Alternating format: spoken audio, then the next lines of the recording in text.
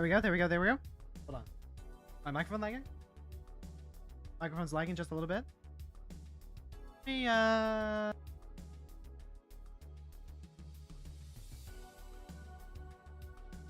see if that works. Okay. Microphone's better? Microphone's better. Excellent. Excellent. Sometimes you just gotta, you know, do a soft reboot. Just plug it in, plug it out. Have you tried plugging it in and off? Are you sure the power's on? All right. Well, here's the step-by-step instructions. First, turn the power off. Wait 5 seconds, and turn it back on. Next, we're gonna do a bunch of small things. Yep. Exactly. Oh, the problem's fixed. Excellent. Glad I could help. I really should watch more of the IT crowd. My wife really likes that. My wife loves the IT crowd.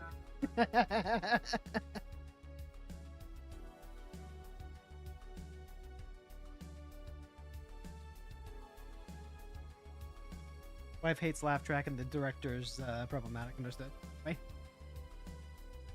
All right, stretch.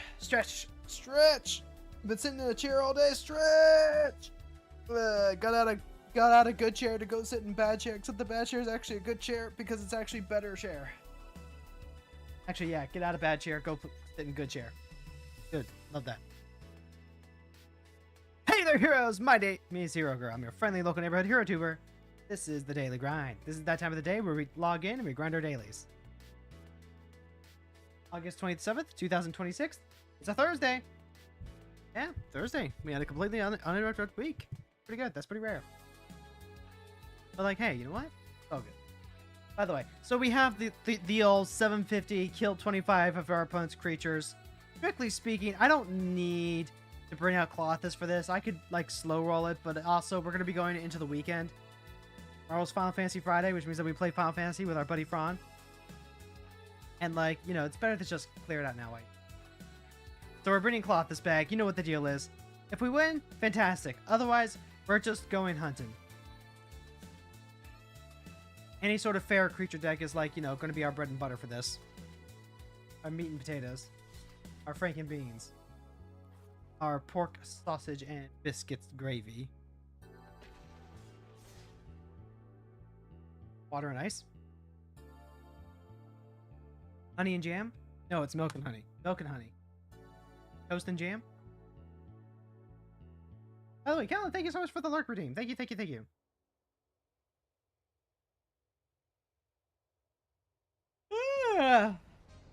I'm sleepy. I woke up way too early today. I think I woke up at like 6:30 in the morning. Michelangelo. This is the one that counters, right? The one that does counter. But we have Library of Alexandria to start with and fun stuff. Like, how could I not?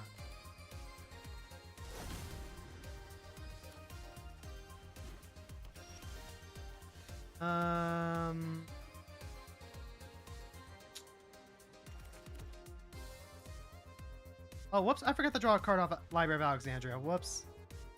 I was supposed to draw a card, then play a land. Lost out on a whole card. Yep, that's fine. I could play anything, but I'm not going to. That's not how it works.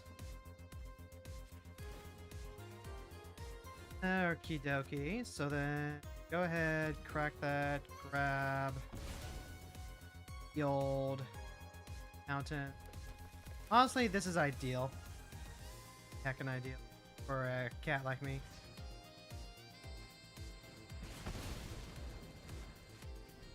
Like, I want to play myself sorcery speed anyway. Cameron, hey! Thanks for stopping by. Thank you for the shrimp check. I can use Fire Prophecy and Manhole Cover to shuffle away this Blood Moon. It's going to be a little awkward because I keep forgetting about Library of Alexandria. Okay, so then first things first. Ah, I see. I'm only going to be able to do one, and they probably have like some form of protection. I mean, it is what it is, right?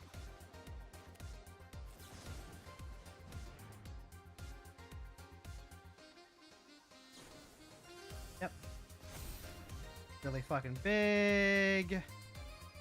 I'll just play this card out. Like, he's a 3/3. That's not good, but we have Warcrafting here. I would love to get Clothis down. Fight rigging, that's going to turn into a 5. Problem.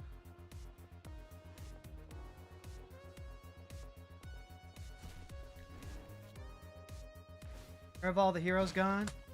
And where are all the gods? No, that makes him 7. God damn it. Alright, so I've got like 8 here I can do. I mean, it's not ideal, but I get to just like keep drawing cards. Also, wait, hold on. Did I mess that up? 5. I did. I messed that up. Fuck. Was not supposed to draw with Library of Alexandria. I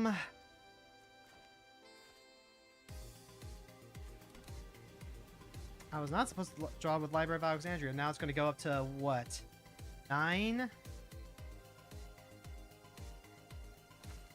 Alright. I'll just make my bed and lie in it, I guess. First time playing Library of Alexandria and Clothis of all things, so like, it is what it is.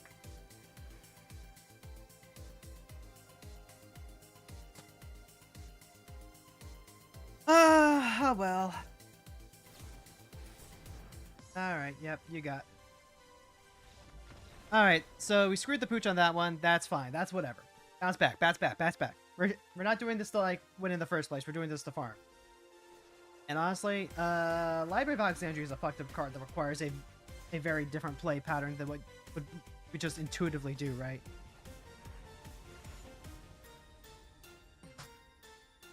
It's very easy to get like tunnel vision with that. Also, this is Gandalf. If they're playing like wizards, it's fine, but like the correct way to build Gandalf is like Jeskai tempo. So I'm gonna waste my time trying to figure that out. Right, let's try this again. Let's try this again. Okay. Stay loose. Stay loose. Ah. Also, chat. I'm gonna like Lucky. Thank you so much for the 100 biddies. Thank you. Chat, I'm gonna give you the heads up. I might be a little punchy today. I might just be a little punchy today. Improvise. Non-creature spells you control have improvise. I really don't know if this is actually gonna be like that we can actually like farm against. I'm just gonna re-roll.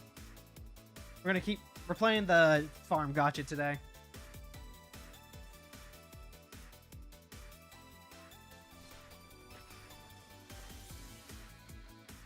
It's a delicate dance, you know? You go into stream, you want to have fun. You want to have fun, you want to hang out with the homies. But also, one of the issues with being so openly emotional that you do just kind of like carry some baggage in. So like, gotta work your way through that. Gotta figure that out. I'm still in the process of trying to figure out what I need. Stolen Knight's Blessed. Okay, I know for a fact that you're... Alright, try again.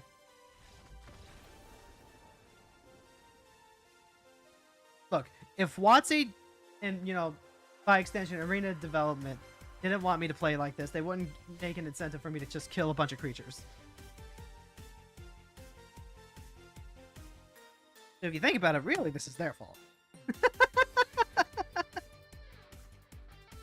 Like, you gotta look at the incentives for the players, you know? If only I could have killed that Michelangelo a couple of times. I knew that they would have like some. Is that worth spending a Library of Alexandria? Probably not. I could have even used like a Clothis to help stock a card in the hand. Card in the hand, two in the bush. Notary Hobbits. Okay, this one's one that we can actually farm against. Just gotta make sure that we actually like farm against it. Yes. Okay, perfect. And we get Library of Alexandria to try again.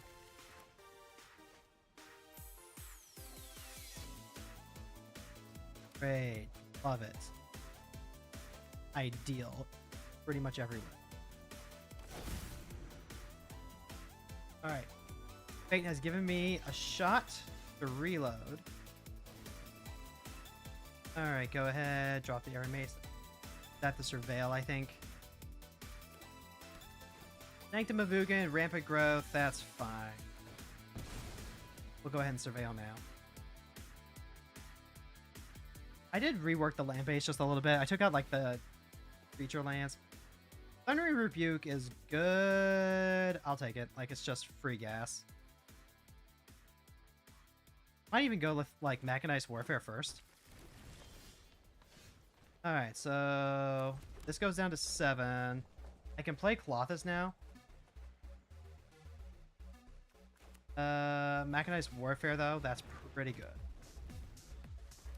Okay, that just makes our kill spells significantly better. Also gives him, like, a naturalized target, I guess.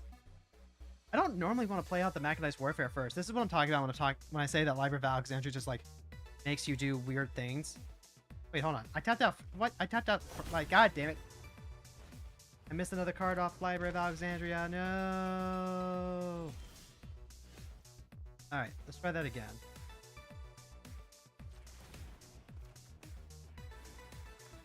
Okay, not bad, not bad. Let's see. If they tap... Right now, they could have Protection spell up. I'm going... I have Seer right here. So, pass the turn. Creatures you control gain haste until end of turn. So, while that thing is on the stack... Here's a Seer. Kill the drawbridge. That green floating mana can only be used on creatures. Now I'll just wipe the board. Pass. My turn. Go ahead. Draw another card. Redonkulate. Straight up Redonkulate. This is the most intensive of them. So let's go ahead and make... What? Storm's Wrath bigger? Let's make Storm's Wrath. 3 kill cards. Love to see it. Yeah, let's just give the mono red control deck access to an extra card every turn.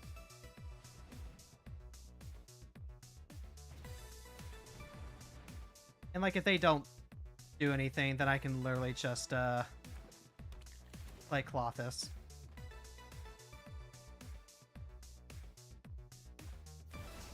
Alright, Finale of Devastation for a 1-drop. That's interesting.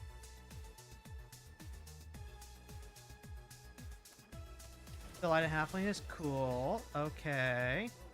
So then I'm fine to go ahead and draw more card. Ooh, I always wanted a Bloodstain Mire. Let's grab our Shockland real quick.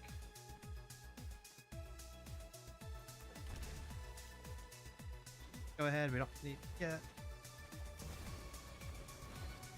Alright, so that's out now, and... Yeah, just kill the Halfling. Turn.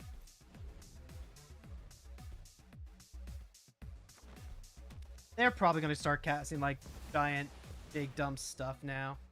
That's fine. Sacrifice this land, search for a colorless creature card, grab an Eldrazi. I don't... Do we even have, like... They're going to blow up the Warfare. I can probably, like, 3-for-1 myself. Yep, they can destroy Warfare. That's... I guess. Let's think about what we need to do here. That's 9 damage. I've got 4. That's 8.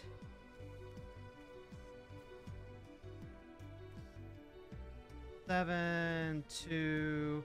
I also got to think about this fucking thing, but that's 7, so that's gonna be a lot easier to deal with. Doesn't have haste. That's good. Collective Defiance is okay. So if it's... Oh, if I kick this, it's 4 damage, right? 4, and then... 4 is still not enough. Yeah, that sucks. So then... It's probably just give myself some more mana.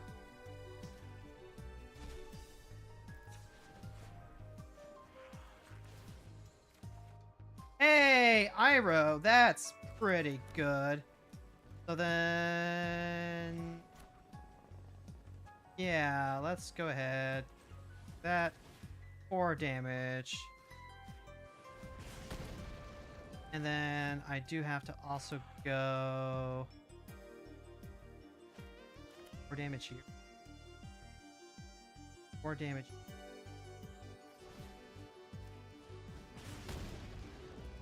Then I need to hold on to 4 damage and yeah, because that's just going to be like an afterlife.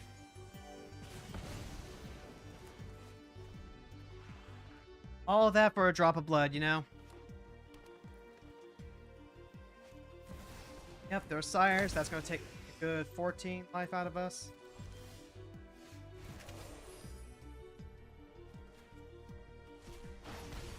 Unless I'm willing to use Brotherhood End, which I think I am, right? If we go ahead, we use Brotherhood End.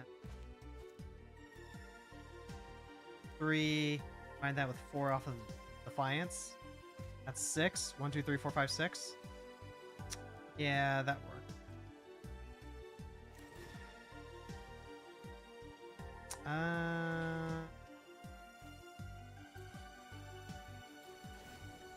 Yep. Go 12.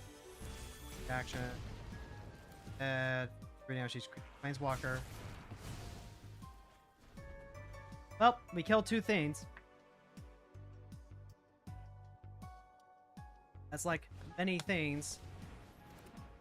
Like, I've got this tech hazard now.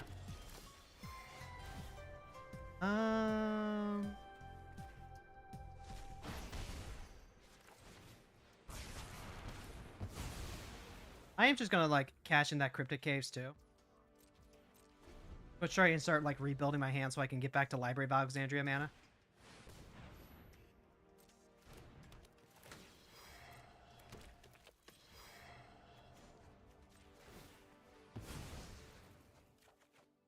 Ooh, burning down the house.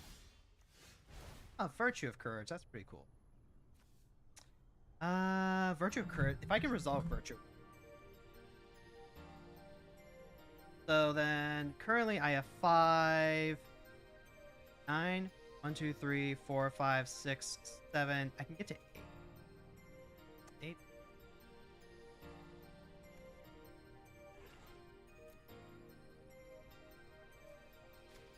Stabilizing that. Now I have something else to work towards.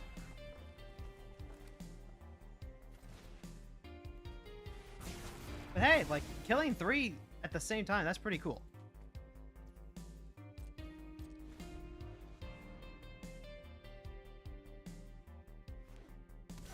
Yep, and they also have their own Library of Alexandria.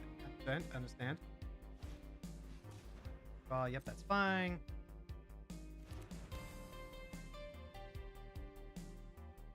Like, my Virtue of Courage is going to help cover up the Galactus. Flying, trample, indestructible. When it enters the exile target permanent, attacks an opponent with the lowest life. Okay.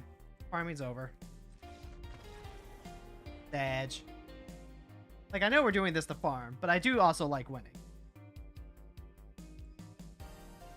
Still, I got to kill so many hobbits. So, like, can you really be upset about that? Gotta deal with that dreadful little polycule.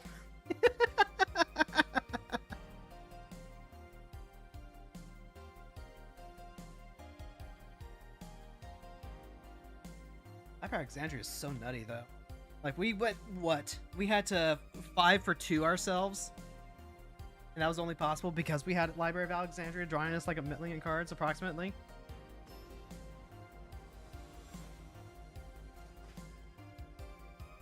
Super Shredder. This deck is probably fine for me. Like, Super Shredder dies stupid easy. I would probably want something. This is like 3. It's really easy to want to hold on to that. And I will, but let it be known that I'm aware that this is soft to Thoughtseize effects.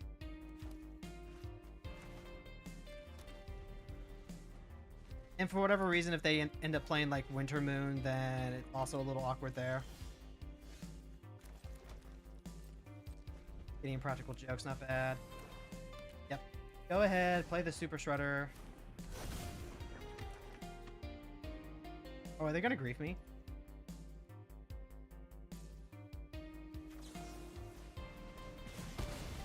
It's not. Alright, so first things first, just go ahead and get Colossus down now. Once Colossus is down, they really don't have a way to deal with him. Sure. Hit. Hey. Royal we. Along those lines. Get Bandit's Hall down next. That way we have our draw power. Gambling gas. There we go. That's what I was hoping for. Alright, so now we can go... Here's Bandit's Hall. And I've got Burn Down the House coming up. I don't think I need to kill anything right now. Got Impractical Joke. I've got Mechanized Warfare and Burn Down the House. Oh, hi, Grief. Alright. Oh, say goodbye to Burn Down the House. Now I can't just, like, you know, continue murdering everything else. I've even got Mechanized Warfare here. If I really need to. Like, Bandit's Hall is only going to trigger once per turn. Every other removal spell turns into redraw, especially if I can hit them on their turn. I'm pretty sure Burn Down the House is just the one pick here, right? No, they decided to take March.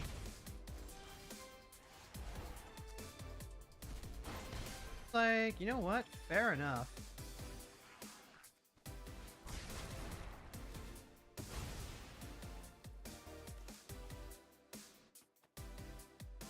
Now they have cards in their graveyard that I can actually, like, take out. Also, it's going to be funny, because these types of decks tend to run a ton of creature removal. So, a ton of cards in their hand are literally just going to be stranded. I'm just going to sit back and wait for them to play creatures. And then every time they play a creature, get to kill that creature. This is whenever a permanent leaves the battlefield, so they can pop the treasure, pop Ghost Quarter. That's going to make it a 3/3. Oh, we'll go ahead and grab Yield Mountain.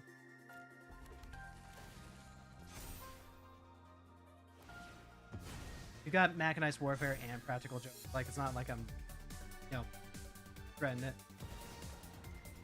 Meat Hook. Yeah. Yeah, how about that Meat Hook? I'm good to tap out for this, right? I sure am.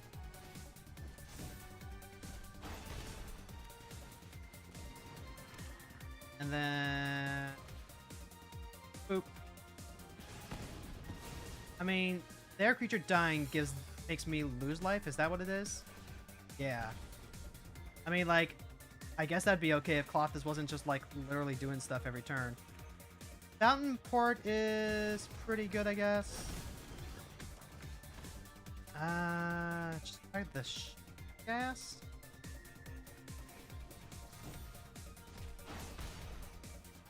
Yeah, and then go ahead, draw a new card.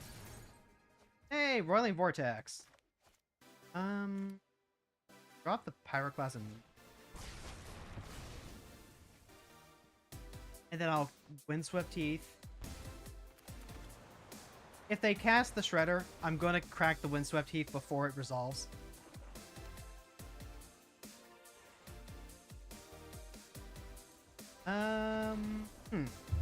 Well, the opponent gave us a few things to kill. Not a lot. But I guess they just ended up deciding that having a handful of single target removal is really bad when your opponent's not playing the same game as you. GG. Honestly, it's my favorite thing to do. Literally my favorite thing to do here, chat. I love when I can play the game that no one else is playing. And then everyone's like, what the fuck? This is Brawl. Why aren't you playing creatures? And it's like, because my goal here is not to win. My goal here is to farm. Winning is icing on the cake. But not like that, you know, super sweet buttercream icing that, like, the old Giant Eagle bakeries put on. No. This is like, you know, okay to decent. Like, all icing is like sugar, but, like, I don't know. There's just something about buttercream that just, like, puts it over the top. Sack another creature, draw 2 cards, equal to sacrifice creature's power, then discard. When they die, if they are a creature, return them to the battlefield as an artifact. Well, strictly speaking, it's not the worst. And if I can get Virtue of Courage down, this is going to be playing a lot of creatures, and I think if they sack creatures, that actually counts towards me getting kill counts. So, hand like this, awkward, but I think we can make it work. Just lead off on the commercial district first. Them being a 5/5 is awkward.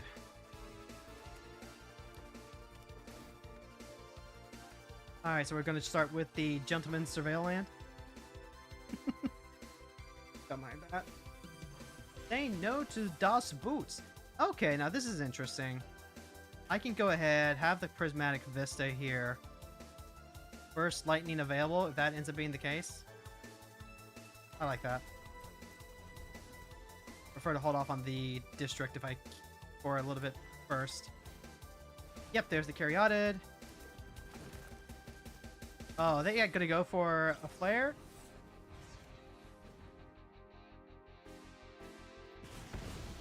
Oh, there's one. Another one bites the crust. Another one bites the crust. Hey, hey. Another one bites the crust. Hey, hey.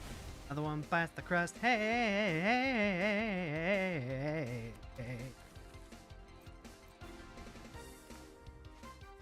Alright, so Virtue of Courage next. Works for me. Mizium Mortar. Deju. If they just have, like, Vines Asunder, I'm sad. Every time I play against Black-Green, I have to remember that Vines Asunder is a thing. Lumbering World Wagon is cool. That's going to give him a ton of artifacts, and I don't really have anything that deals with it. So it's probably just going to be... Oh, Repercussion's fun. Actually, hold on. I don't have a 4th land for this turn, so getting a land to go into Virtue of Courage doesn't... I can either go Repercussion or go into Bandit's Hall. I think I want to go into Bandit's Hall this time. Ghostfire Slice. Now I've got some flexibility with what I do. This does pilot the Lumbering World Wagon, which is awkward.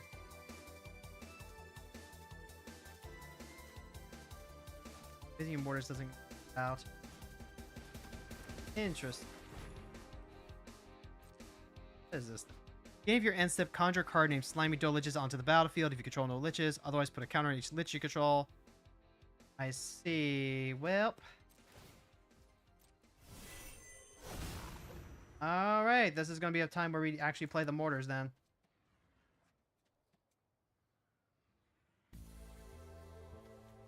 Awkward.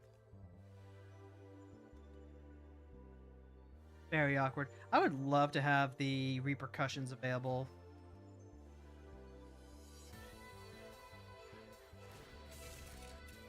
Okay. That's the end of the turn. What was the point of that? Oh, just to like, actually, no, I get it actually. I could Mizium Mortars, and that's probably the better thing to write this.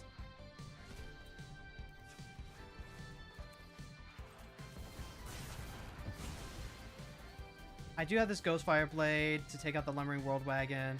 That's probably one reason to go ahead and play the Storm's Wrath instead. Especially since now they get to go ahead and play Tom Burton William. Soulstone. Into Sheoldred. Well, guess that happens. How are we going to kill these now? I can drop a Storm's Wrath. I guess technically I can drop Repercussions, but... 4 damage. This is 2 damage unless I have a bunch of stuff. I'm gonna take my draw first. Yeah, that's fine. Spiteful Banditry. Right now I could do that for 3.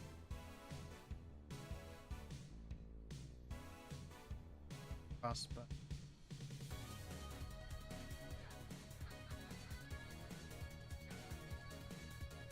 just gonna have the 2-for-1 myself regardless. I have the 2-for-1 myself regardless. I'd like to use Virtue of Courage. They control multi. So Virtue of Courage and I want it to be a 3. Rifle Banditry feels like that's something that would actually be a good investment. Can't get it together. So if I eat a land, I can use the Storm's Wrath and the Virtue of Courage.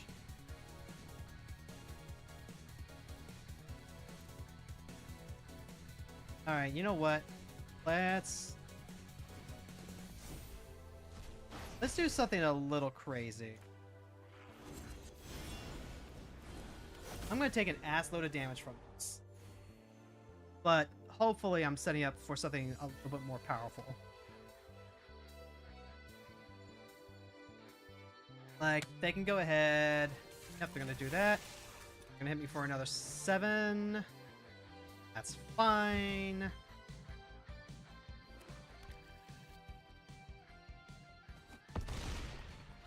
I'm going to need to hold on to this gold fire to fucking deal with the wagon. Oh, never mind. We just had Galta out. Alright, never mind.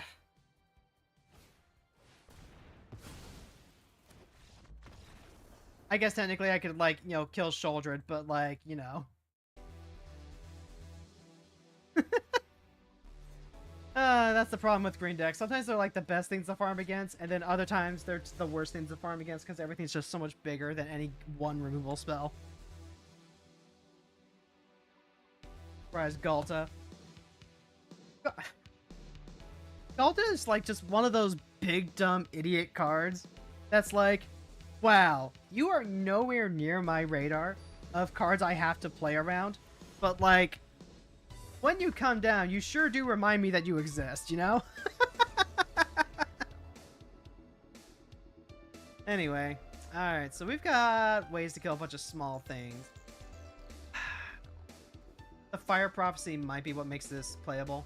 I don't like having 2 non-basics to start, especially when we're up against Thalia and the Gitrog monster, but I have a ton of action to start with. Like the fact that they're starting on Delighted Halfling. Oh, hello. Yes, actually. Alright, grab our Shock Land, like, immediately. First and foremost.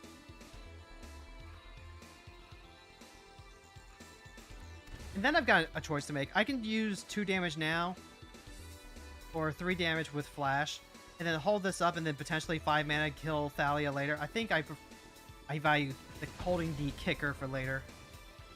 I've got like a bunch of 4 damage spells here, and that's kind of the magic number.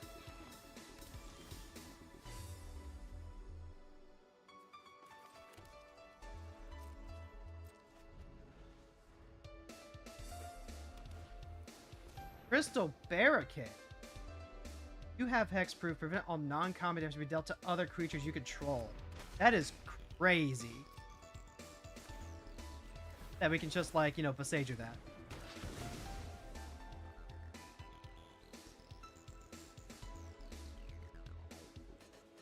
That is so funny, because that is, like, the one card that actually completely hoses us. Okie dokie. There we go. Now we have a basic. Oh, I didn't even think about it. This actually comes into play tapped, huh? Like, I still have Seer and Irish Demonstration, but, like, you know. Alright, so now they drop Thalia. They get 2 extra land drops. I don't have... I do have extra land. That's gonna be relevant in case they have any sort of protection.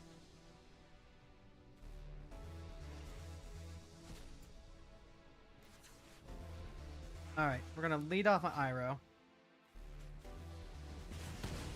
Okay, good. Good, good, good. Ended up not mattering. Drop this now, pass the turn. And then hopefully, like, you know, this is an indication that they just play, like, Hate Bears or whatever. Yeah, they get Clothis for a turn. The Mole Man! Well,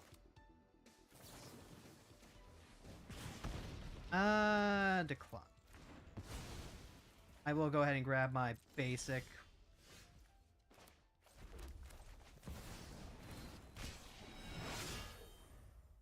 Alright, cloth is back down. Alright, Thalia and the Gitrog are back. And about time too. And this time, they're in the mood. The mole man. Just take the card that beats me, right? Take the card that...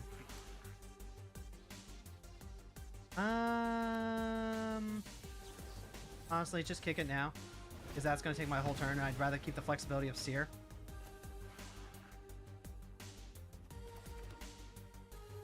Maybe I'm at the point where I need to be holding these for, you know, Library of Alexandria purposes, but... Oh, that's an Ice Seller.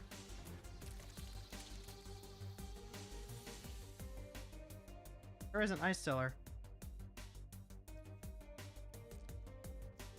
Alright, go ahead and crack this now because we can surveil.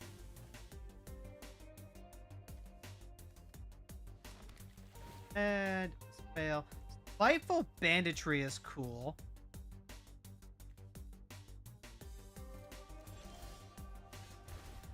And we can just go ahead, eat the Mole Man. Go ahead, +5. Oh, nope, I can only do this for the 4.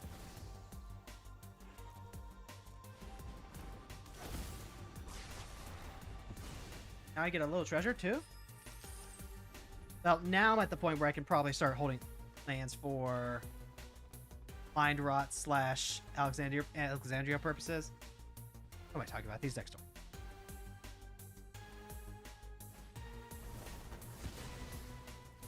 Oh no, my banditry! I mean... Sure thing. Sure thing, buddy. You got it. Yep, they can go ahead and make all their creatures bigger. Land. There's another Thalia and the Gitrog. Pass. Thank you for the meal. My turn. Chain Lightning. The card. Pass the turn. I will probably start with Light of the Stage before I do anything else. Destiny Spinner. Yep, good card, good card.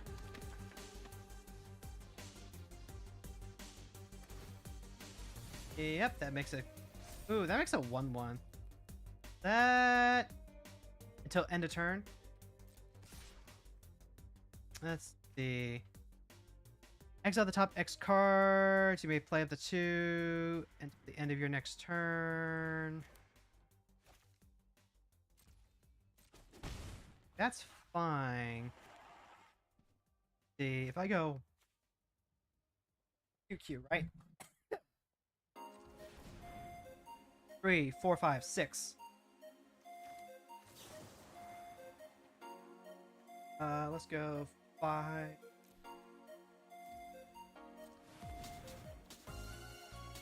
I can play Impractical Juke. Well, that did get rid of a ton of dead cards.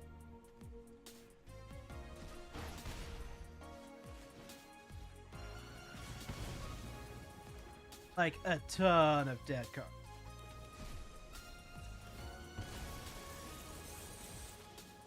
Weird how the spectacle thing is lining up for my opponent, too.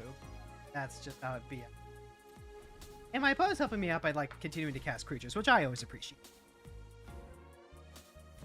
In fact, I'm pretty sure it's reasonable to say that we've gotten more than our fair values. Like, we've pretty easily cleared the daily by this. Or Borid. That's like, what? 4 mana? I can Rebel Salvo. I also like hitting the bread. I can Soken Zen.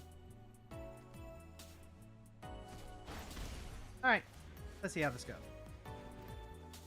I've got Wild Slash and Volcanic Spike. This hits Planeswalkers. This also hits Planeswalkers. Let's go. Go chain lightning. Then fight. Put this back. Do a redraw. And then this is until the end of my next turn, right? Till the end of your next. Yeah. I would actually hold on. This is like what, 3? It's actually really good if I play this now. Because then they can play the ore board. And then I can bolt the ore board.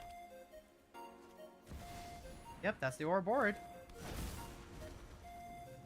Can I say anything else? Wanna...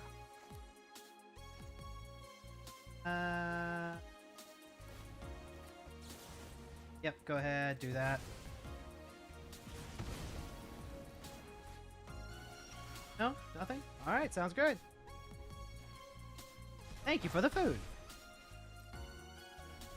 And now that I've got Mechanized Warfare out, like, it's gonna be significantly easier for me to hit more cards that kill more stuff. Like this fucking bitch.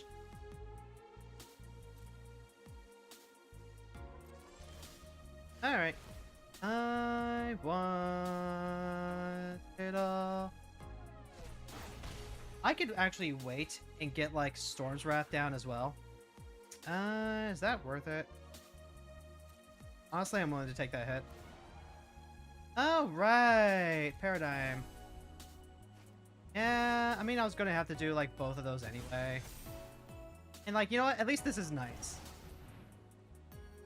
Elspeth.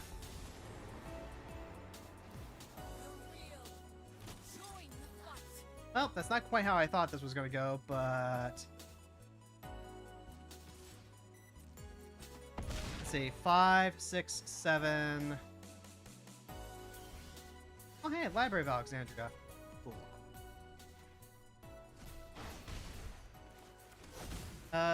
First things first. Go 5 damage here. 5 damage here. Elspeth is at 1, which is inconvenient. But she is just like, you know. Also, like, they're fucking dead. So, like, what am I worried about? That's my secret, Cap. I was never worried. Our opponent played that valiantly. Like, they kept playing cards. But also, we just kept killing shit. And, like, we got so much value. GG.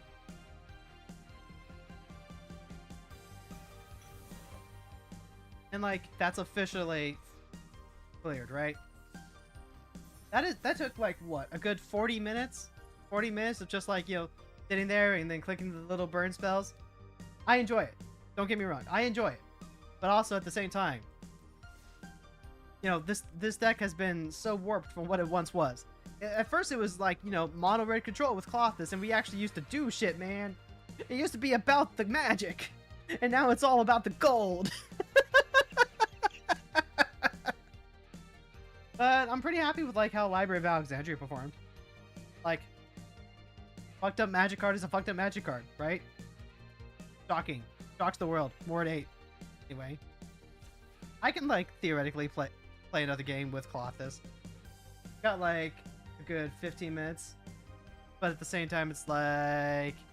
Is that how I want to spend my money? Yes, it is, actually. Let's go ahead and just, you know, keep farming for a good time.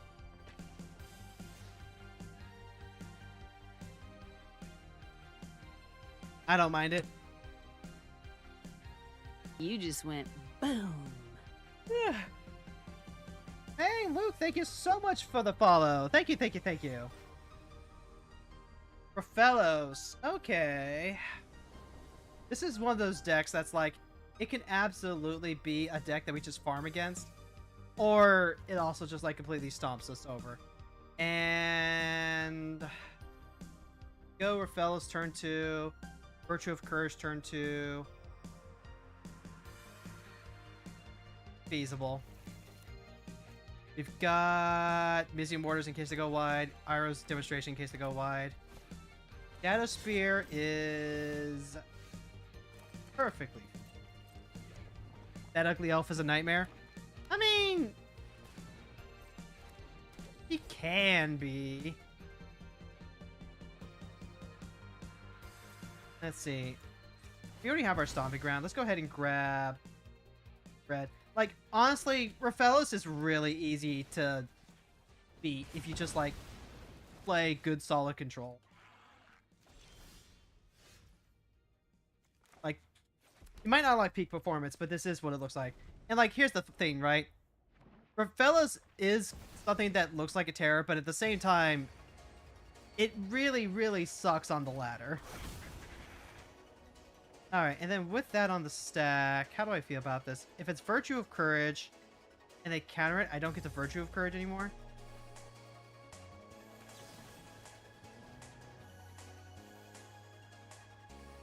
This is going to force them to tap that force before they get a chance to, like, do anything else. Sweet. And honestly, what's funny here is that I can actually kill that force and, like, keep him off of a card, right? What did Foothills? Put that out. Untap. Go to their upkeep. Virtue of Courage. They can still, like, go protection. Yep. Correctly identifying that you go ahead and you use the green. Now imagine if you were an enchantment instead of a boltable dork. That would be just a little silly. Draw a card. Cards in graveyards can't be the targets of spells or abilities? Wow, that is a really, really niche card to be playing. Why? Like, it's obviously really good in this specific matchup, but also, like, who hurts you? Who hurts you that you really want to play this card in, like, casual queue, right? See, that is a redraw.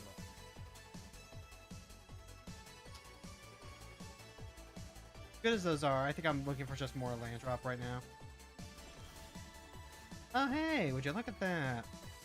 Now, let's see. Cost less if you, for each legendary creature you could. Let's go ahead and get Colossus established, and then I can bestage you the ground seal later. Like, I can still play Colossus. Me and my barrel are farming Brawl right now. And yeah, you gotta do what you gotta do to get the gold, right? Like, this is what our farming deck is. We already got our daily kill for the day, but I figured we might as well round out the hour with this. Alright, yep. Go ahead, conjure the Kami. Yep, there's the forest. Emerald Medallion. Colossus can't do nothing. So then we are just gonna go ahead and... all of these are sorceries, except for the March of the Reckless. I'd be surprised if they didn't have the gate.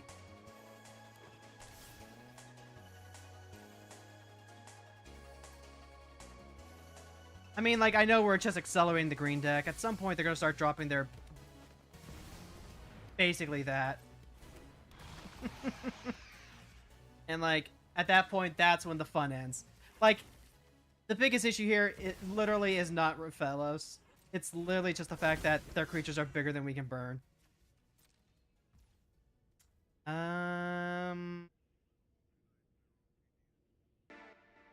I feel about that. I need to get rid of the Vorinclex. But I'm also probably just, like, not getting rid of anything else here. I can kill the and then, like, say we're all good here. Because, like, otherwise I'm trying to, like, double dip on Vorinclex. Maybe I set up, like, an order. That could be good.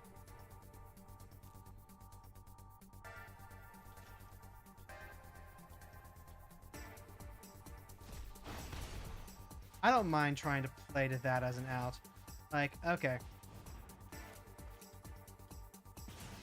It's holding priority, by the way, because they have Shadow Spear. So, like, yep, we 2-for-1'd ourselves to get rid of the Vorinclex. I'm the only one with lands. All right, so there's the ore board. There's Harmonize to reload on draw 3 cards. Shadow Spear. Yep. 5. Well, that kind of works. Kind of. But also not really, because like now the ore boards, they equip the Shadow Spear. The Mizzium Mortars will only deal the 6.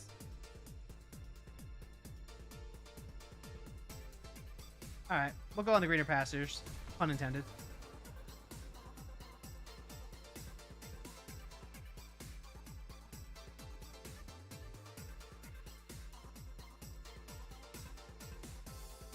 That ground seal though, that is so funny. Like as far as niche options go, it's not the worst because at least it cantrips. If you're playing like the Shrine to Nyx, it contributes to devotion. So like by no means the worst card.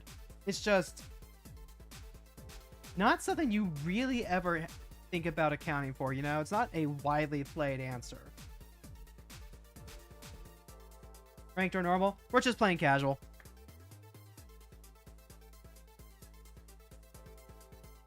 Unfortunately, I like ranked, but then I realized, wait, I don't play often enough to actually like make any meaningful progress here. So like, we're just gonna be chilling out.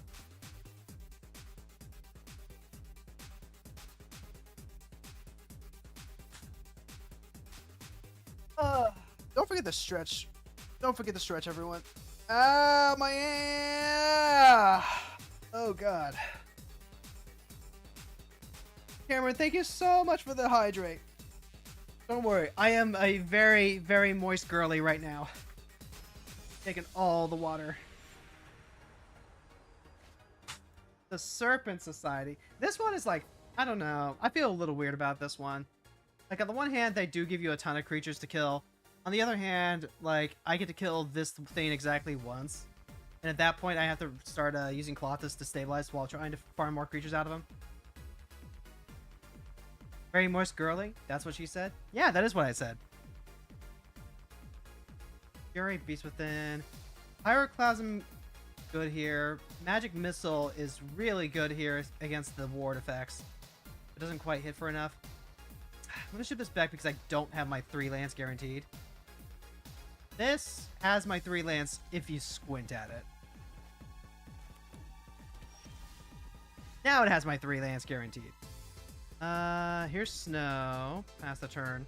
I could use the Sylvan Scribe to grab Library of Alexandria, and that would be fucking sweet. But it just really depends.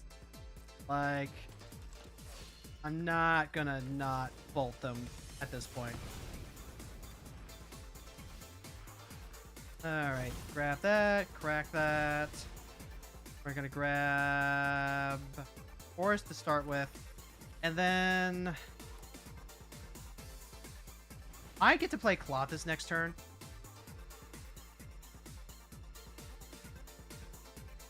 I keep wanting to see like how good Library of Alexandria is gonna be when you actually search it out.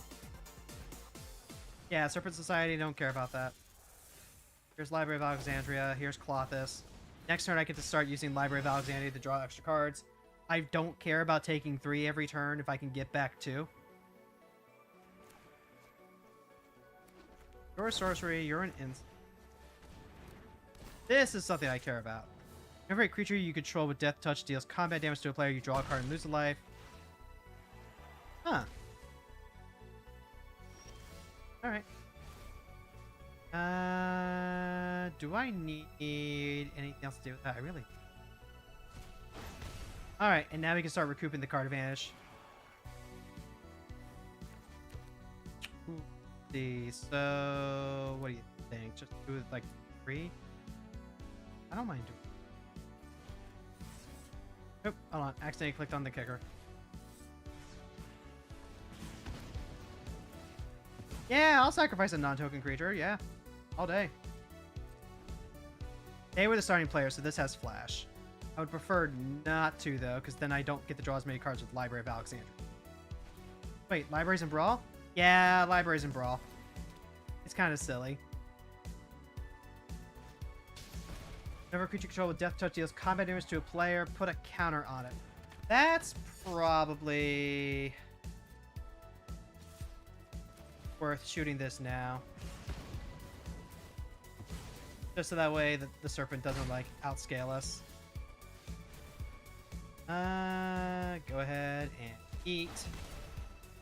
Unfortunately, I also do not want them getting just like an absolute assload of advantage there, so we're gonna go down a couple of cards. Hey, Lucky! Thank you so much for the gift subby. Thank you. Exile the top card you can play at this turn. Whenever a source you control deals non-combat damage, you can pay 2 to return that card to your owner's hand. That's going to be really important for getting back up to card advantage, I think.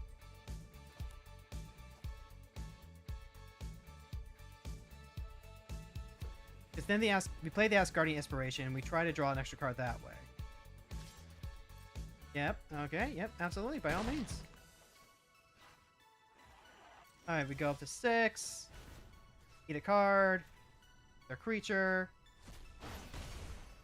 And then I can just wait till next turn, right? I don't have to do anything right now. Like, there's really not a lot of pressure on me. Yep, okay. Okay. Wait, excellent. Now we can go ahead and eat.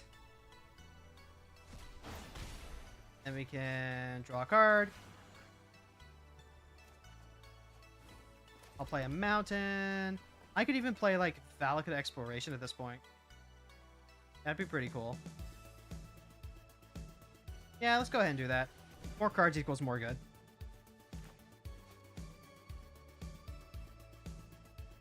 I'm willing to bet that they also just, like, have a ton of creature removal stuck in their hand.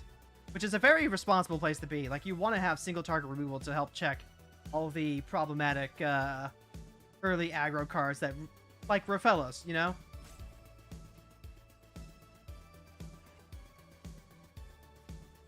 This is actually sweet. Like, there's a reason why they call this the secret 10th, 9th power.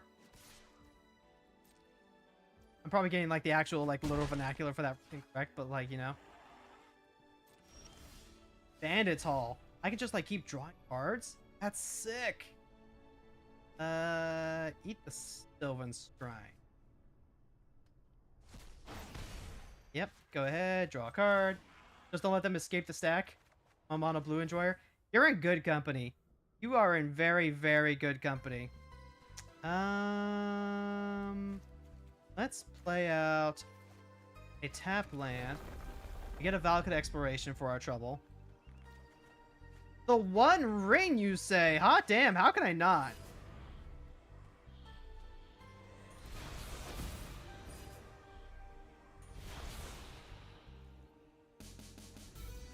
Like, I just get a whole turn of fog? And I get to just, like, keep drawing cards? Oh, there's a creature that we can kill. You love to see that. Yep, go ahead and station up. You can't deal any damage to me, so, like, you might as well. Now, we can only do this if we have exactly 7 cards. So... yeah, no. Alright, so first things first. Go ahead, play Cryptic Case. That's going to exile a card off of the Exploration. That's going to be another land. Now we get to draw a card off Library of Alexandria. My cup runneth over!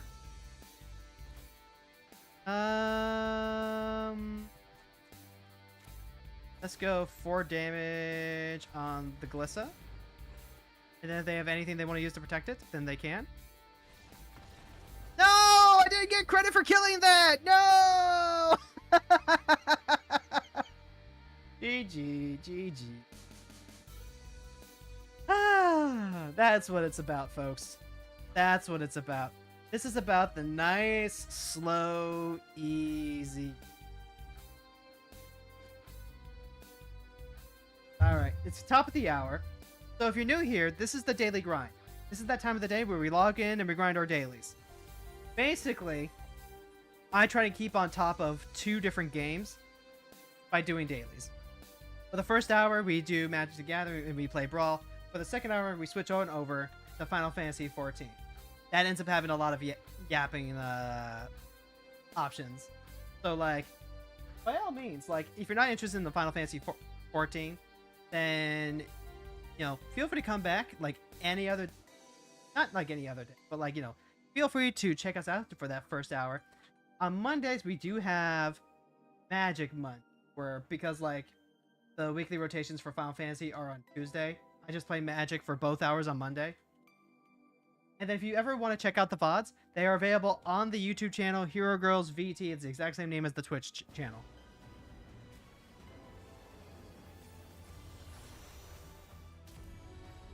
And this is where I gotta restretch again. Big stretchy. And I've gotta, like, figure out whether I'm going grocery shopping today or Friday. I'm leaning towards doing my shopping on Friday, but if I go out on Thursday, I can actually get stuff to make. I'm getting pegged by a landfall deck, so a bit of Final Fantasy to cool down sounds good. Wonderful, excellent. That's what we like to hear. Like, so for the folks who are, like, you know, new to the general scene, like, here's the thing, right? This is so I can keep up with dailies, with grinding, so I can hang out with everyone, so we can chat, so we can yap, and we can just, like, talk about shit. Just because we're switching to Final Fantasy doesn't mean we have to stop talking about Magic by any means. And certainly we do have our folks that love coming in for Brawl and then, like, chatting about it afterwards. Fantastic, I love you. Going while I finish the train of thought.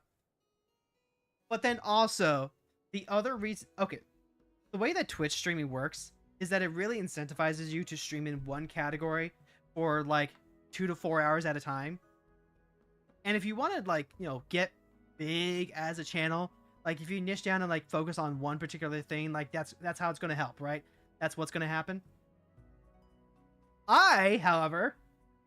Well, one, I only stream for 2 hours a day because that's what I have available. Like, we're going to be streaming for a whole nother hour. And then we'll call it a wrap, so we'll raid out. It makes the VODs a little more easy to digest. But more importantly, I'm looking for that Venn diagram. I'm looking for that Venn diagram of people who like Brawl and people who like hanging out for yapping while we play Final Fantasy XIV. If I can hit that sweet spot with the center, I don't mind until, like, you know, it takes months and months and months to actually build a decent... 2 hours a day, unless it's Final Fantasy Friday. That's true, Lucky. That's true. We do also do Final Fantasy Friday, where we're playing through the main story quest for FF14 with our buddy Fron and our friend Nix. Of which, like, you know, I am in fact playing my everything else in here, Thamora Firestrider. Wow, sexy elf lady! Alright. So, currently, right now, we're going through Wondrous Tales. I need to get, like, 4 more of these things, so I need to do these 4 dungeons. So, let me go ahead, pop an egg. I know you're in the audience out there. This is not directed at anyone in particular, but for anyone who is out there, if you want to be the opposite gender, you can just be the opposite gender. You don't need anyone's permission. And, like, even if that worries you, you can still just, like, you know, you can take the hormones and you don't have to, like, you know, call it transition if you think the hormones will make you feel better. There we go. There's your government mandated egg pop.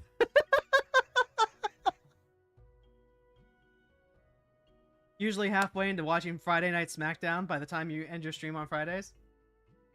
Oh, yeah. Let's see. What was it? Oh, right. I was going into... No! It's on tanks! Alright. Hold on. Which tank were we leveling up? We're leveling up our Gunbreaker, right? Yeah, we're leveling up our Gunbreaker. I'm hiding the helm. Getting the gear plate. Go back into... tank bonus. It's never as fast as the healer bonus, but, like... You know, you take what you can get. Also, oh my god, chat. The NFL season is starting. It's starting soon. I think they just finished their 3rd preseason game. It's still wild to me that they cut down on preseason games, but then added a 17th regular schedule. Like, that is... I hate that. I hate that so much. 16 was a perfect round number already! Like, there was already concerns about wearing down players with all the goddamn games that they were playing, but, like, come on! Anyway. Owners wanted that. I know the owners wanted that, because the players sure as hell didn't. That was true even 10 years ago when I was actually actively doing the sports stuff. But then on top of that... oh well. Like I said yesterday, it's going to be a test season. It's going to be a test season. So we'll see how it goes. We'll see how reliably we can actually like tune in for the games. Okay. Give him the old wave. Oh my! We have a baby conjurer and a baby thief. That is... Oh wait, no. This conjurer actually has... Interesting. So you're telling me that they're new to healing. Okie dokie. We're gonna have to... Let's take this one nice and easy.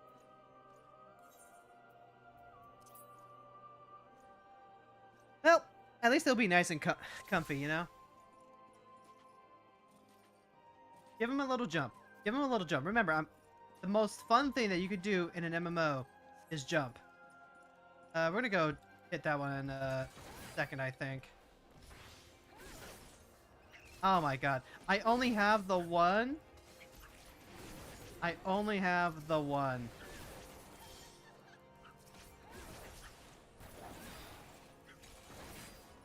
Oh my god. Oh my god. Am I dying? I might be dying. Which means I actually need to start using my 1-2. I need to actually use my 1-2 to heal, to help the healer out a little bit. Like, I'm already popping mitigation. That is, this is going to be a, quote, fun experience, I think. Alright, and then we gotta go in here because we gotta get the tiny key. Now I'm getting strip mine, so I'll hop on law after the round.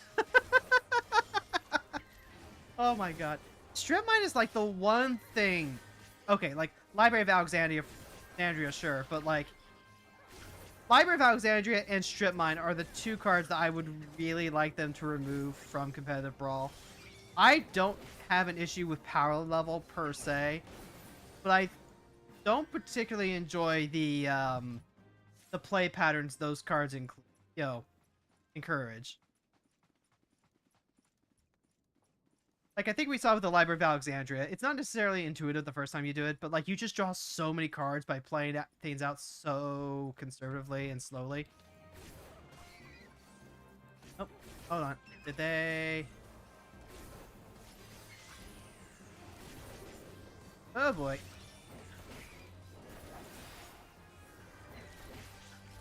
Let's help the baby conjurer. Let's help the baby conjurer. By doing a little bit 1-2 action. Just not all the time. We don't need to do that all the time. It's still faster for us to help burst down damage by doing our AoE. But at the same time, if I can, you know, relieve a little bit of the burden by taking them out.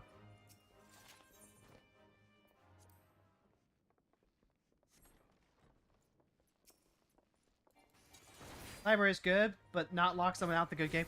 That is true. That is true. I think there is a major difference between, like, you know, I am drawing like 5 to 6 cards and you're going to be crushed by card advantage. And then, like, you know, I am making it so that way even your basic lands aren't safe. I would like for Strip... If it was Wasteland, right? If it was Wasteland instead of Strip Mine, I would not have this issue whatsoever. Because with Wasteland, you know, the play pattern is... Okay, you're punishing greedy decks, and then your fetch lands are also being responsibly used to take out the you know, to make the wasteland significantly less good. They can't wasteland you into oblivion if you're full of basic. That's what Ghost Quarter is for, but Ghost Quarter also has, like, the built-in drawback of, well, you're going to have to find a way to outrace the number of basics they have in the deck, which if they're playing responsibly, even in a 3-color deck, should probably be, like, 9 to 12, depending on your preference and your...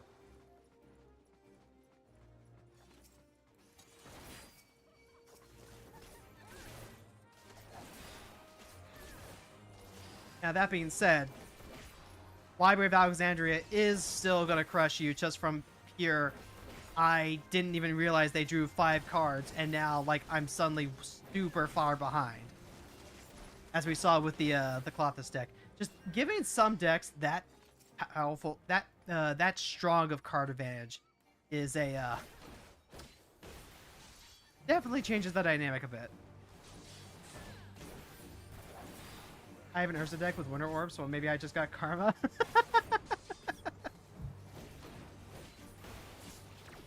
Like, actual factual Winter Orb Commander style Urza? Or, like, are we talking about, Mono Blue, Flame, Winter's Orb? Because, like, you know, at least in Urza, it's an artifact that taps for blue, so the opportunity cost of including it is probably significantly less. Because that's the context that we always have to try and, like, keep in mind whenever we evaluate these really niche cards. Like that Earthsteel that we saw earlier. I'm not even mad, just...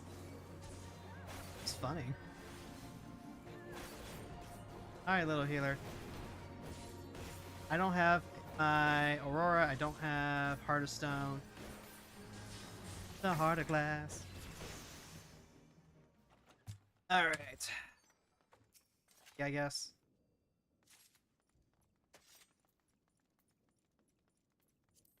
Go ahead.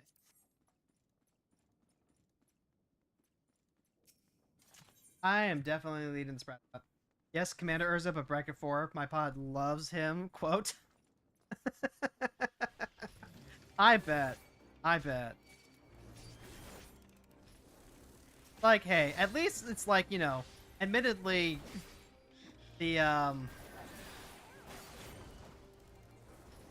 like, if you're doing bracket 4 stuff, like, at that point, it's kind of like, you know, all gloves off.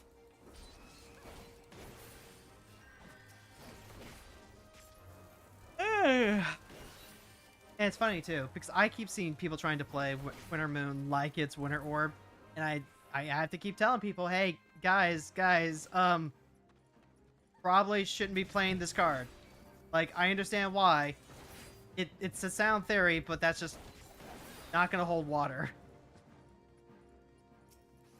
And then, like, you get the occasional odd game where it's like, well, shit, this Winter Orb is actually doing some stuff. Like, for real.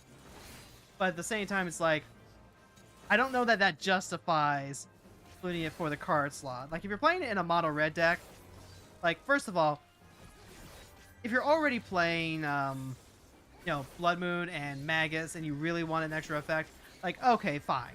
But if you haven't put those in your deck already, okay. Just eat the wild card. It'll be so much better, I promise.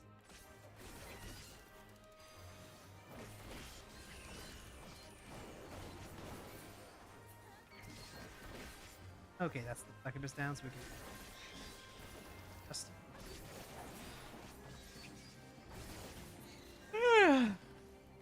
By the way, chat, I know we have a few Magic players still hanging around, but, like, actually, at this point, it's something I want to practice, right? I want to actively practice asking chat about stuff. I am very much the type of streamer that tends to want to really talk about the stuff that I'm personally very interested in. But at the same time, like, good for, like, you know, building connections. Asking for... No, it was in here, wasn't it? Yeah, it was.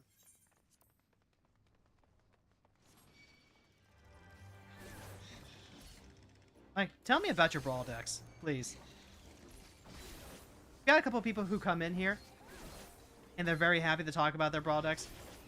And usually it's at the time when I'm locked into Magic, so I don't actually get the opportunity to experience bandwidth and be able to have conversations about those stuff. So if you've got a favorite Brawl deck, like, please tell me about it. What is your favorite Brawl deck? Do you play it in casual or do you play it in comp? What's the thing that you like most about it? Because I do keep going back to that Clothis deck, right? Even though I use it purely for farming, like, I love that deck. I love that I get to... that maybe I should probably make a version where I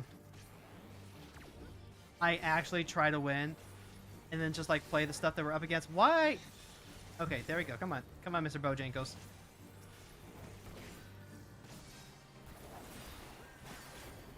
I could probably try my hand at making one that's actually going to win, and could possibly beat some of these control decks.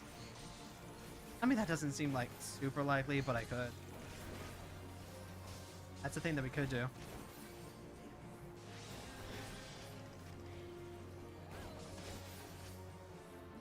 Okay. So far, everything's going smooth. When you get to be the tank, you get to set the pace. Also, you get just like get to phase tank all the AoEs, and I just keep getting that I can do that. Or I'm on a blue control because I hate people. I mean, you don't have to hate people. Like, think about it. If you really hated people, you'd actually be playing mono red burn, because then you get to spend as little time with them as possible, right? But if you're playing mono blue control, then you are actively engaging with person for like an extended period of time. I think that's great. I think that's great. You actually just factually get to play more Magic with the person that you're matched with.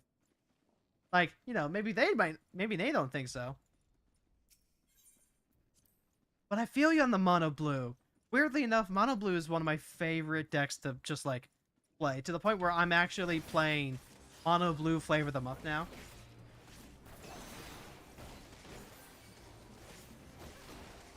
So like right now, it's the Bilbo Lucky Infiltrator, the one that can't be blocked and loots. But every season, I play a mono blue commander that just came out in the set. So like, you know, completely unweighted and anything like that, just going out into the general population. And then I just like bully the crap out of like high bay players. This is the way. This is what we do here. So anytime that I get one of those, you know, play blue spells dailies, like, you better believe we're hopping on the mono blue train. Actually, back when I was playing Innistrad Standard, I was also playing mono blue Delver back then because of the deck.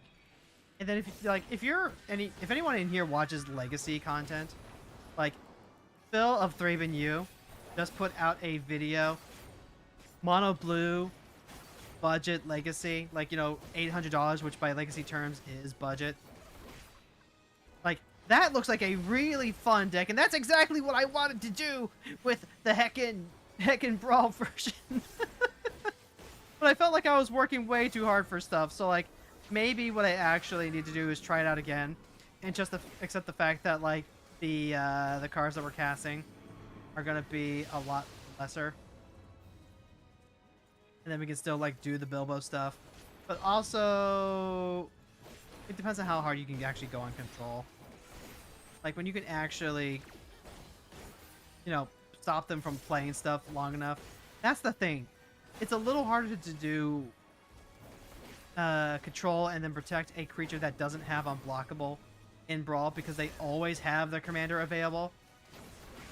Whereas in 60 card, if you could do that, like they just might not draw another threat. Like that is a very actual thing that can just like help you coast to win. Got a fave Magic set. I've got a few different favorite Magic sets. Like the first one that always pops to my head, I'll give it to the Conjurer. You did a great job.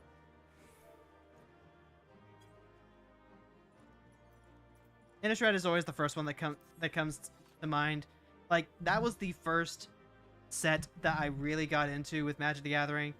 Original Ravnica, it's really hard to pass on that because one, like Ravnica's guild system is just so iconic for how it basically created a horoscope for Magic players. But like, you know, for real. Alright, we can go ahead and switch.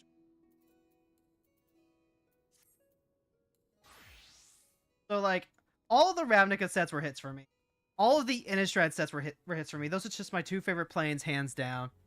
Oh god. Concept Tarkir was so good though. They brought it back on Arena as a flashback draft, and actually, I was really excited for it, and I played it, and it was like, ah, yes, yes, dude. Ah, this is how Magic's supposed to be. Not all of this, every goddamn uncommon is a, an old age mythic. Dragons was too. Theros, a lot. If you can't like tell, a lot of my favorite sets come from that that Wii Golden Age that we had right before the Gatewatch stuff started happening. I like the Gatewatch, okay. I love the characters, but like as far as the actual sets go, my favorites were right between there and Scars of Mirrodin. Like that was in my lived experience peak Magic. Like I got to play Soul Sisters in Modern. We hadn't gotten any of the direct to Modern Horizons stuff yet. They were still doing 3-set blocks. So even if they were struggling design wise, and like I do get that as a restriction that they would probably be a lot happier not having to deal with that. Like I still enjoyed getting to soak in one world for the entirety of a year. Like it was gorgeous. It was beautiful.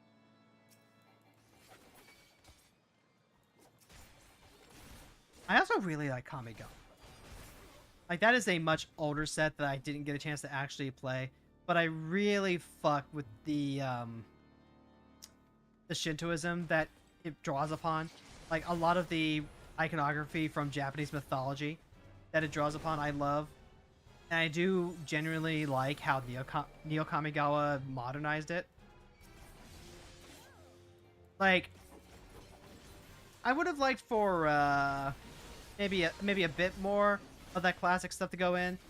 It's been talked about before how the people who really like those aspects of Kamigawa really like those aspects of Kamigawa, and I am no exception. But everyone else who was on more of the casual spectrum on it were quite cooler about it. Started to learn MTG with Unstable and played when Bloombro came back. You learned Magic with Unstable? That is a wild thing to hear. Absolutely wild. Like I can see it. Because Unstable was the I want to say it was the box thing. My wife has that box and I vaguely remember. Played when Bloombro came out though. Bloombro was a really good set to get Magic with though. Like the vibes are immaculate. The design is impeccable. And like who doesn't love a little red wall? Who doesn't love a little story about mice going on epic adventures and then getting to ride, like proportionally scaled badgers and stuff like that? That is the chef's kiss of classic Magic doing genre, And like I'm really excited for the stuff that we're going to getting next year too. Like we've got Atlantis, we've got Kamigawa versus Ikoria. Oh god, and what was the third one? Oh right, we're getting Zalfir, like actual factual Zalfir. We're getting Afro Fantasy, and Ralph's everyone's favorite gay otter.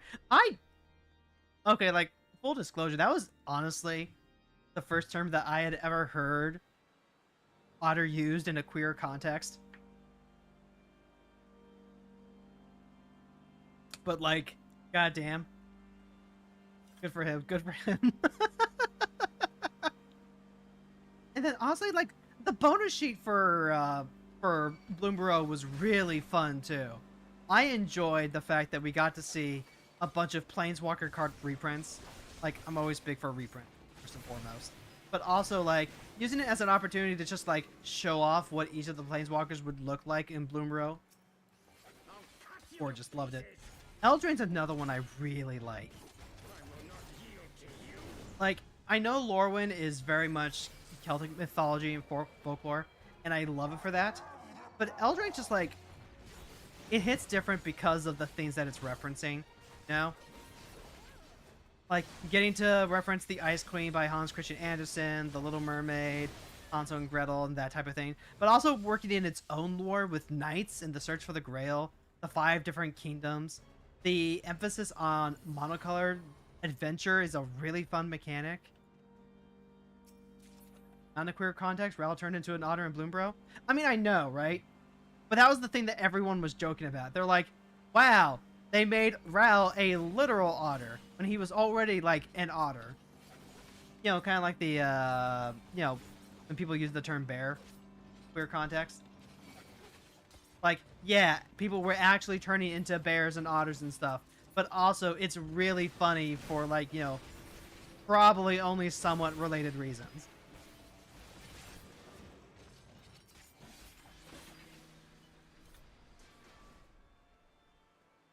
Liliana being a squirrel, though, that kind of threw me for a loop.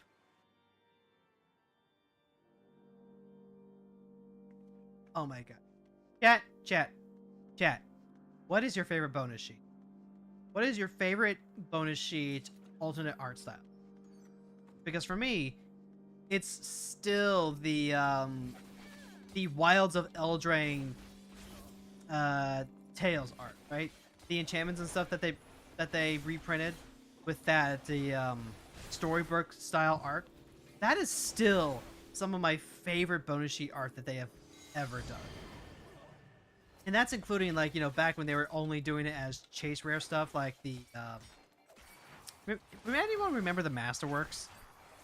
Anyone remember when those things came out and they were like stupid expensive, and that was after they did the expedition lands for Battle for Zendikar? Remember when that one guy just decided to, like, you know, rip one in half, tape it to the table, and then post pictures on it as rage bait? And everyone was like, you know, I know you're baiting me, but, like, we live in a society, so this legitimately upsets me. Dark times. Dark times that we have not entirely escaped.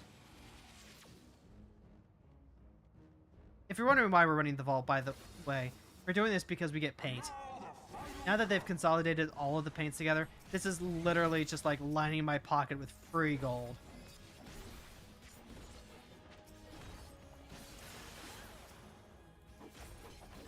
Take out the fireballs. I'm trying to remember what other ones I liked.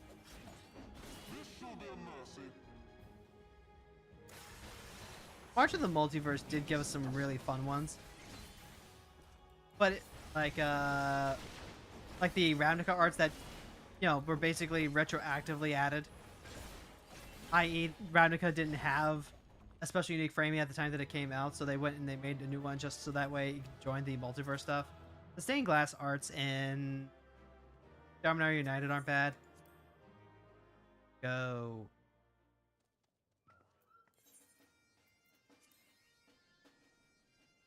Okay, so on this bottom row here, we've got 3. We're trying to get 4. In the second, in the middle left column, we're trying to get 4.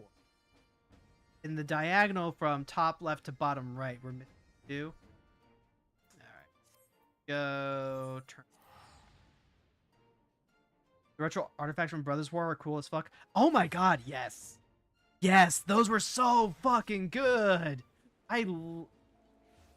Like, making the cards old border, already a good choice. I really like that. But then they made it so that way all the artifacts looked like old blueprints and stuff like that. Like, amazing. Fantastic. Brothers War was such a good dang set.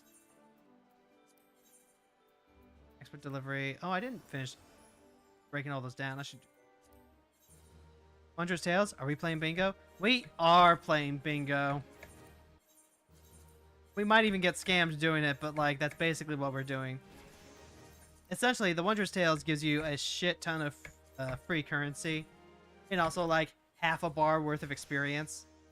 So, it's one of the easiest and laziest ways to do it. Also, I need to make sure that we...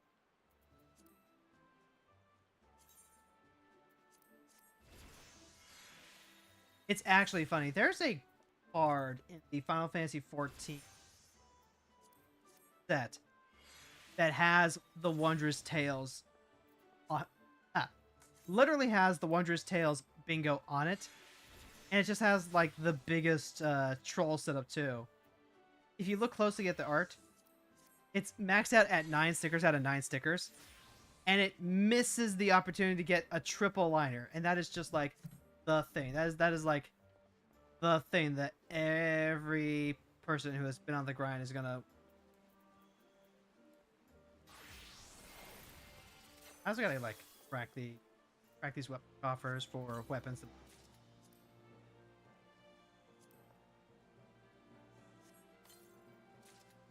All right, those. They just can't. What am I even like holding on to? Cash. Oh, I remember. We're holding on to all these for the Kugane restoration. That's what it was.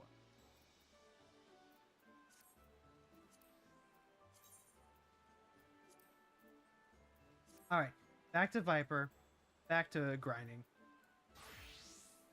All right, so we'll get 2 more. We'll get our last 2 stickers, so we knock out a level 50 and a level 50. If I do the turn 5, though, like a little faster. I don't get like the extra value from turning stuff in, but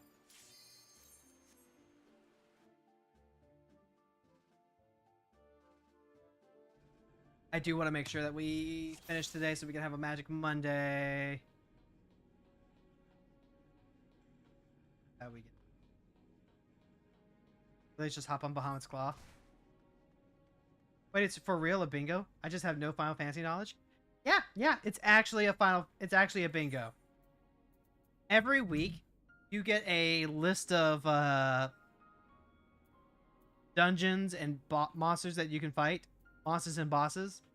And for each one that you complete, you get a sticker over here on this 4x4. And if you get 4 stickers in a row, then you get a line. And the more lines you get, the more rewards you get. Or I guess like the better rewards you get. I mean more rewards also. But you only get 9. So we're gonna do Coil's turn 5 here. It's gonna give us a random sticker. And we have a chance to get at least 1 line from it.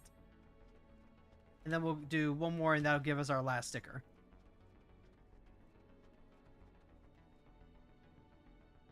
Yeah. Alright, we gotta go kill Titania. If I just like kill Titania quickly. Biggest issue here was literally like how quickly first turn now.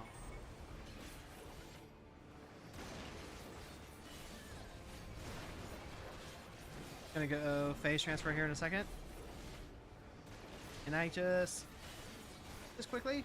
Hey, I did! The bind that ties 2. 10 point. I didn't realize I got achievements for doing this. Complete the binding coil of Bahamut 5 times. Yeah, okay.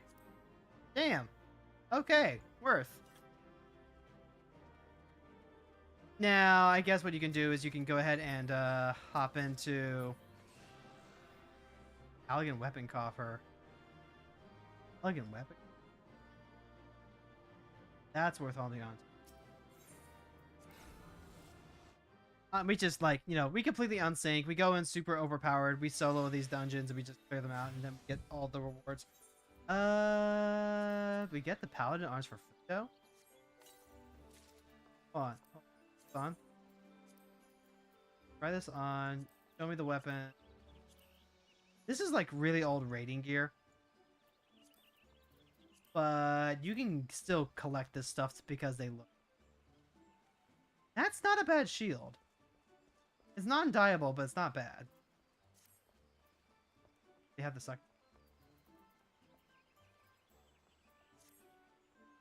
Final Fantasy was my second pre-release, and I pulled Sephiroth and the Traveling Burb. Only reason why I one day will play Final Fantasy Chocobos. Okay, I'm gonna level chat.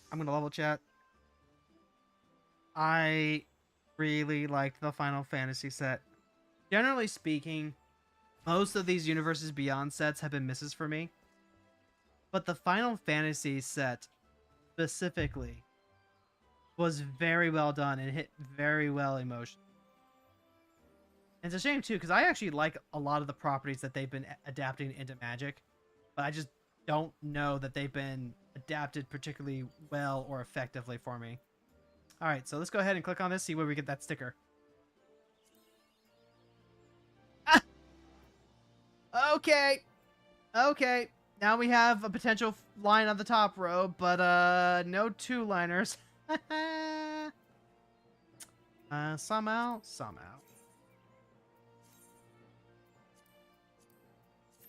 Me too. Final Fantasy Magic fits way too good. It does, doesn't it?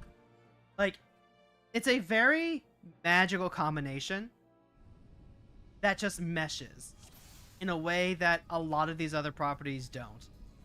And like, I try not to get like down on it.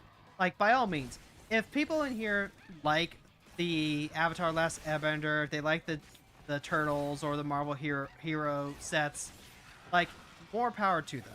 I am legitimately happy that they found joy in those sets, because those are the people that those sets are meant for, right?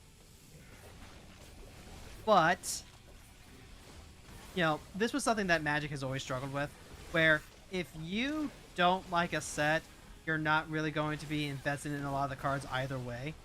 Like, that has just been true of Magic for a long time. Anyone who wasn't into, like, the Greek myths of, you know, Theros, or, you know, the core sets were probably another good one. A lot of more experienced players like them because they feel like a fresh breath of fresh air. A lot of new players like them because, like, you know, it's very core Magic. It's Sarah Angel and all these other iconic Magic cards, like, you know, the foundational experience that would go on to become Magic Foundations. But there are also people who look at it and go, no, this is too vanilla. I only want to show up for, like, you know, the fun theme sets and stuff like that. And, like, it really doesn't matter, like, how big that actual population is. Like, those people are just going to exist. That's a fact of the game.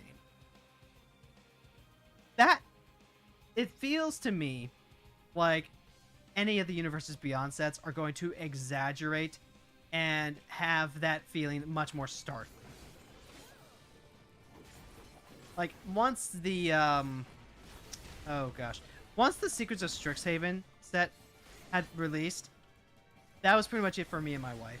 We decided that we were done playing pre-releases for the year, because pretty much the remainder of the sets were Reality Fracture, which we weren't terribly invested in. Like, that would have been our Magic set that we don't particularly fuck with, so we'll just, you know, skip to the next one. And then everything else was Universes Beyond, which we were already, like, you know, not. I'll play with the cards because they're good game pieces, or they're game pieces that I, for decks that I like. But, you know, I'm not really going to be giving WotC money for them. Just like Lord of the Rings, but I feel like Final Fantasy got even more love from WotC. That much is problem.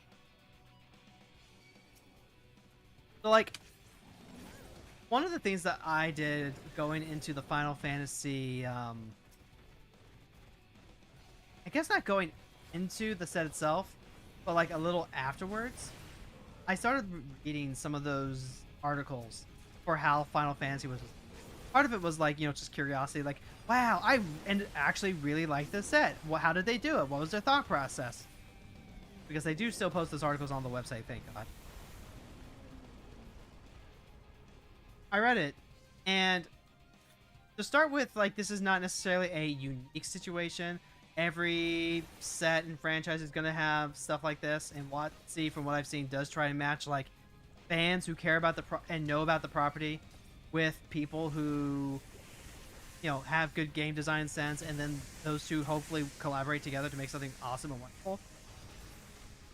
But, like, it just kind of really stood out to me how in the Final Fantasy article for their pre-design and exploration stuff, like, the guy who was leading that was a big Final Fantasy fan himself. And one of the things that he did was he did a very extensive company-wide interview. Like, literally just stopping by, asking people if they knew about Final Fantasy, what their favorite Final Fantasy was, what the things they remembered most about Final Fantasy were, the moments that struck out to them. And he made this huge, comprehensive list of characters and moments and tropes. And, like, again, every set goes through that, right? But there's just something about what Final Fantasy inspired in the people that worked on it that just hits so different from kind of even how Avatar was. Like, Avatar is a weird example, but it's also a really good one. Because on the one hand, the way that they designed all of the bending mechanics mechanically, right? I really like how those bending techniques are exemplified. Like, water bending, air bending, earth bending, and the fire bending. Really good. They fit within Magic's mechanical language. But I don't know. Maybe it's just like the nature of the property. Like, including lessons, that was really good. Including allies, that's really good. Like, this is stuff that I've talked about with Ron on Final Fantasy Friday. Honestly, even if you don't like, know Final Fantasy Friday, by all means, go ahead and stop by. Like, it's basically a podcast for me and Fran when we're not actively working through story stuff. And we've talked about this before, and we agree that, like, when the property fits naturally into Magic's vocabulary, it does pretty well. But then you get something like Marvel, where I like individual cards because it's, thing I recognize. I like the Captain Marvel card because I like Captain Marvel. I like some of the, I was gonna say the spy cards because I like Exalted, but like, I like making goons with Madam Hydra, but that's because it's just so funny to say the word goon. Thank you, Bane. Like, Magic kind of has to stretch itself in order to match Marvel as a property. Lord of the Rings definitely fits itself in more easily, but also, like, Tempted by the Ring from the original Lord of the Rings set. It's a limited mechanic, essentially, right? It plays very well in limited, but once you get to constructed, it's not something that's particularly fun or easy to track per se, unless you're really dedicated to it. And even then, there's only like a couple of cards where it really matters. Can I confirm Final Fantasy Fridays, Francois and Hero Girl yapping nonstop? I mean, but would you have it any other way, Lucky? You go yep yep yep yep yep yep yep yep yep yep yep yep yep yep yep yep yep yep.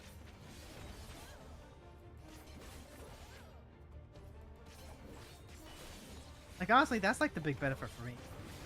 If either we're working on stories, or we're just chilling and being friends. And well, I like to be more involved in the chatter.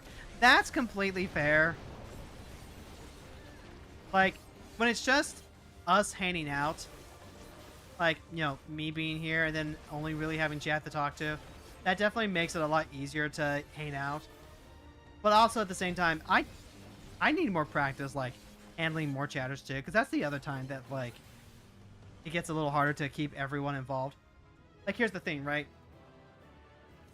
As soon as it's me and Fran, like, it's easiest to talk to Fran because I can get instant feedback from him.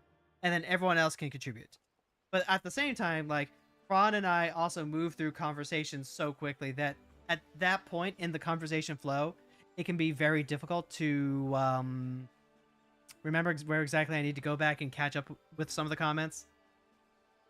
And hey, that is going to be a known growing pain, actually.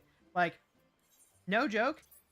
Y'all in chat have been wonderful. Awesome, even.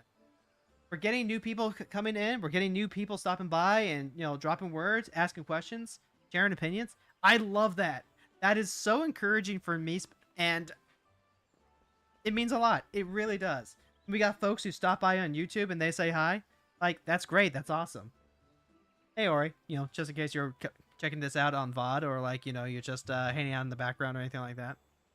But anyway, like, the downside to that, like the cost, not even like at the downside, but like, the cost for that is that I am going to have to start adapting. I'm going to have to, like, get a little bit more effective at managing the chat.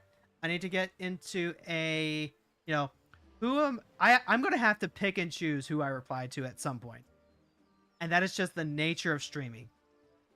When you are in an active chat and a lot of people are going at once, there is going to be a point where all of you blur together into a single blob and the pronoun of chat becomes metaphysical. I've heard this described as Lovecraftian, and it certainly is. There's a part of me that's terrified by that. And yet, at the same time, if that's the thing that happens, then, like, you know, I'm probably doing pretty okay. One of these days, I'll have Hero Girl raiding the pumpkin potion. I'm not afraid of raiding the pumpkin. Like, by all means. I do try and, like, I do have a preference for raiding into smaller streamers that are about my size. Like, the idea is to build community and back and forth, right? Like, you raid into people, you get to know them, they raid into you, they get to know you, go back and forth, maybe you find collaborators, maybe you find fellow supporters. You're basically trying to find, like, peers. And, like, you can absolutely just, like, raid into big people, but the preference is to, like, you know, try and make. Sometimes it works out, sometimes it... By the way, let's see if we get the last sticker here. Cross your fingers, chat. Cross your fingers. Ah! Scammed! Scammed! Okay. You know what? Maybe this is recent. Maybe this is confirmation bias, but I feel like I've been getting really lucky on these Wondrous Tales. So, you know what?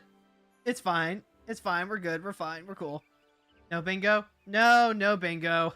No bingo. This is the this is the average experience for Wondrous Tales, don't you know? Well, I've tried before, but then she went offline before Hero stream was over. Yeah.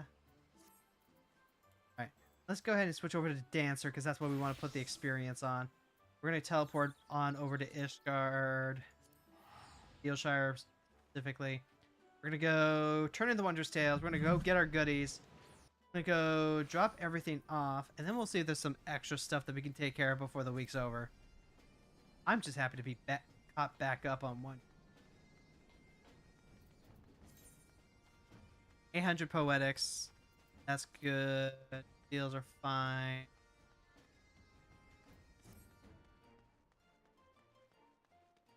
I do have the Final Fantasy 14 command deck too, by the way. Give me that. And Chloe was her name-o 6! 5 points. Get that for successfully completing 4 series of Wondrous Tales. I'm sorry, did I say 4? I meant 40. 4-0. Successfully completing 40 Wondrous Tales. Oh, Lord. I'm not even, like, intentionally trying to hunt down these achievements. Like, you certainly can, and there are some streamers that do. But, like, I'm just doing them as we go, and, like, by gosh, by golly. Mistletoe and holly. Oh, ow. Oh, God, I'm so... My neck is still crunching. Alright. No! Grim check, thank you so much for that, Luke. Alright. Now. Everybody do the weenus. The weenus is a dance. Everybody is a genius who knows it in advance. Oh! Very good song to stretch to. Very good. By the way, if you're wondering where that was from, that is from Game Changers, the show on Dropout. It is it has been so much fun getting into that. I hadn't heard about it until Jess started posting about it. Our fellow V Chronicle member, Android Jess. And now that there's just like a new season out, like whenever there are new episodes out, we get them, we watch them for Friday, after Final Fantasy Friday. It's good shit. It's very good shit. I do still have to, like, earn some... I have an alligator. Pretty sure I like what I liked was the tank. Let's grab that real.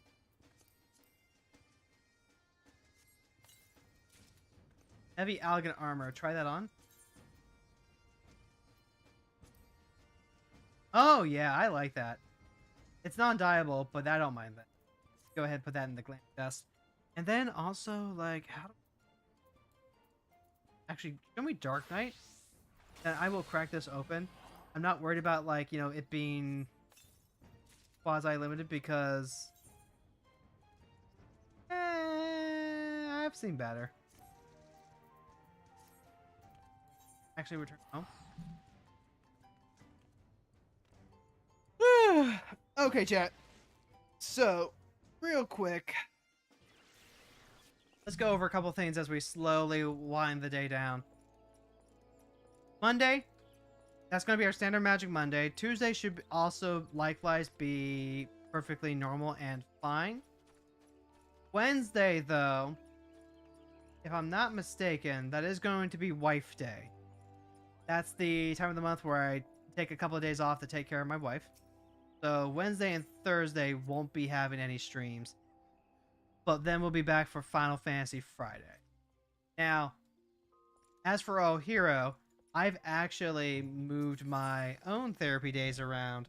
So there might be like a Thursday later on where we don't end up streaming. That is A-okay. Because Thursday is the new.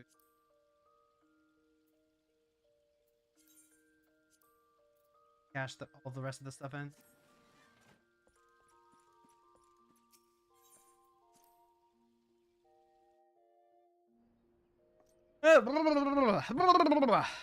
Very sleepy.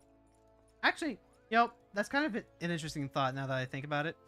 Like, there are some streamers who have VODs and stuff up, like, you know, your Northern Lions, your Thraben News and stuff like that. They put up videos, and then their voice is so even and gentle that a lot of people use them to fall asleep, my wife included. And I was thinking about that while watching the Thraben U video earlier. And I realized, you know, maybe I'm missing out on a big market here by not just, like, calming the fuck down. At the same time, though, I don't know that I'm capable of calming down. Like, imagine being, you know, super sleepy. You see that I've got, like, a 2-hour VOD on YouTube. And then you go, okay, I'll just watch this while I drift off. And then you hear me yapping, you hear me talking, I'm just making my plays. And the next thing you hear is, fuck, fuck, fuck! Just blasting your ear, and you're like, oh, yeah.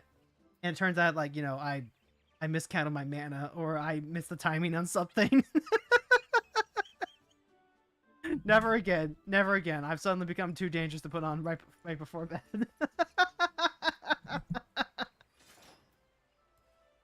But so it goes. So it goes. Okay. Okay, take one last big sip, and then we'll start wrapping everything up. Ice cold water. Ugh. Someday we'll get that soundbite fixed. Anyway, folks, thank you so much for hanging out. Thank you so much for yapping. Thank you so much for keeping me occupied while I keep you occupied. Okay, we love to pass on the love here, and we have a redeem for that. Lead the raid. For just a few hundred channel points, you too can pick who we pass on the love to. Ideally, it's someone who, like me, is trans, is neurodivergent, maybe autistic. Maybe they play MMOs like Final Fantasy XIV, or maybe they play card games. Maybe they're just really cool. You want to get some more people to know them. Go ahead and hit that lead the raid. If you're over on the YouTube side, thank you so much for hanging out. We're going to go ahead and end the stream there. Don't forget to leave a like, subscribe if you haven't already, and Jesus Christ, 582 views? What the fuck? That is insanity! Okay, sure, yeah, okay. I'll believe you, YouTube. I'll believe you, YouTube. Sure, okay, why not? We're gonna go ahead and end the YouTube there. Bloop. And then... There's no way that's right.